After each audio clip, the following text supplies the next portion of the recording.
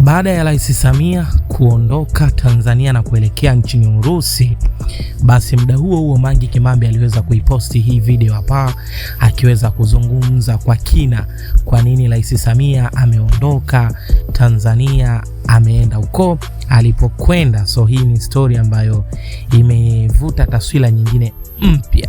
Sasa ujumbe wa Mange Kimambi ama dada wa taifa anadai kwamba marais wote wa third world country, yani zile nchi maskini, baada tu ya kuua wananchi huwa wanakimbilia huko kwa Putin ili kupewa ulinzi dhidi ya western country.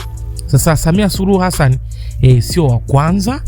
Assad wa Syria yuko huko Urusi, lakini pia Rais Samia asisahau kumtembelea Assad al-Assad, amhadisie ulinzi wa Russia huwa unaishia wapi. Na la mwisho kabisa, Watanzania tukae chonjo na mpinzani yoyote anayelifaa tu idadi ya vifo vya Jaji Chande. Huyo ni puppet wa CCM. Mpinzani gani anaongea muda mrefu juu ya trivial issue za miaka yote, halafu Oktoba 29 anagusa juu tena anakoti idadi ya vifo vya Jaji Chande. Issue ya Oktoba 29 ndio issue inayoleta haki Tanzania. Issue ya idadi ya vifo vya Oktoba 29 ndio itakao badilisha nchi na sio mambo ya CCM mitandaoni in 2026. Issue ya Oktoba 29 ndio issue inayofanya nchi ya Marekani kutaka kutusaidia. So ni lazima upinzani upeleke nguvu kwenye Oktoba 29 na sio issue za miaka yote. Halafu anauliza nani kaona kiongozi SAT akiposti video ama picha za mauaji ya Oktoba 29? Mpaka hapo Watanzania jibu tunalo.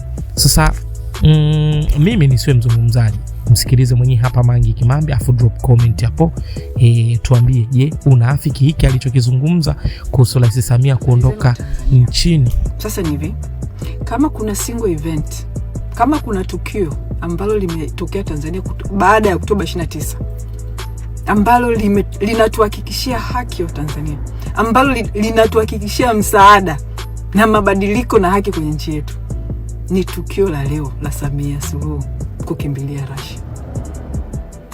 Ndugu zangu, kama western countries kama walikuwa they are not sure about giving us help, leo wamepata sababu nyingine ya kwa nini wanahitaji kuisaidia Tanzania, kwa sababu inaenda kupotea moja kwa moja.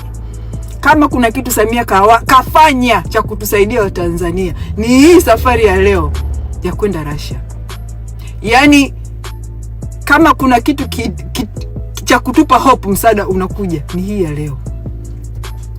Na Watanzania msiogope Samia kukimbilia Russia.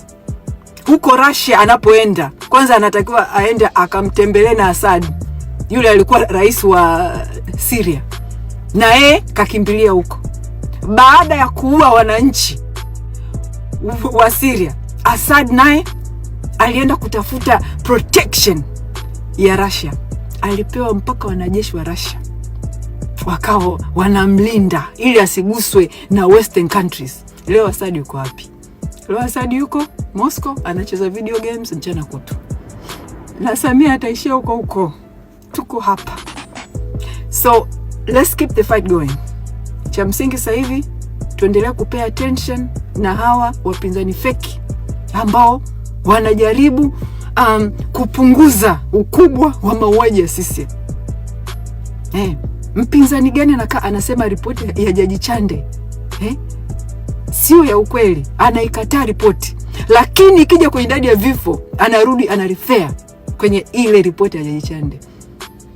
Mpinzani yote anayesema vifo Tanzania vilikuwa ni 518, hata viseme vipi, huyo sio mpinzani, ni puppet wa Samia Suluhu.